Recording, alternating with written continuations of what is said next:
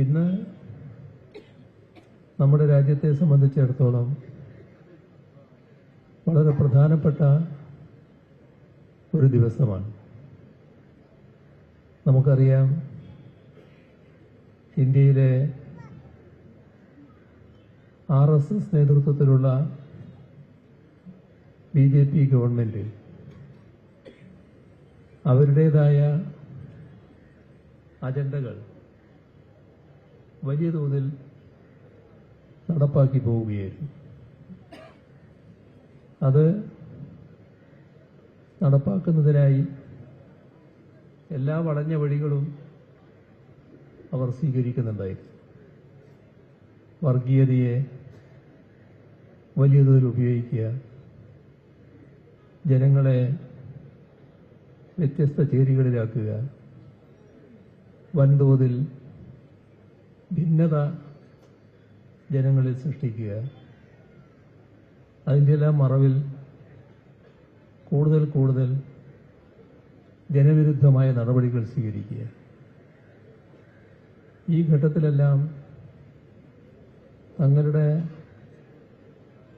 വർഗീയ നിലപാടുകൾ മൂലം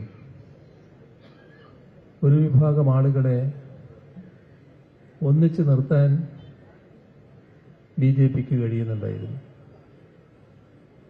അതിന്റെ ഭാഗമായി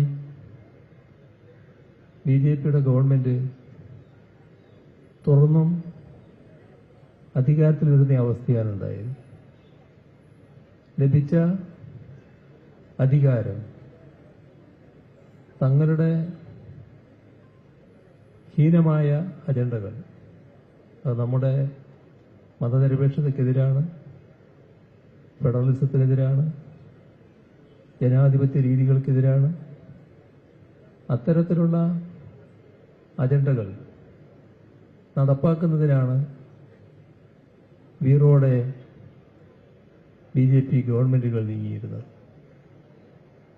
ഇതിന് നിർഭാഗ്യവശാൽ സഹകരിച്ച ഒരു വിഭാഗം ആളുകൾ നമ്മുടെ രാജ്യത്തുണ്ടായിരുന്നു.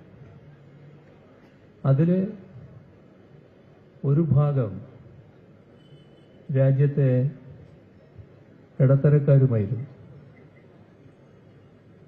ഇവരെ BJP ഗവൺമെന്റ് സ്വീകരിക്കുന്ന നടപടികൾ ന്യൂനപക്ഷങ്ങൾക്കും കമ്മ്യൂണിസ്റ്റുകാർക്കും ഒക്കെ എതിരായിട്ടുള്ളതാണല്ലോ.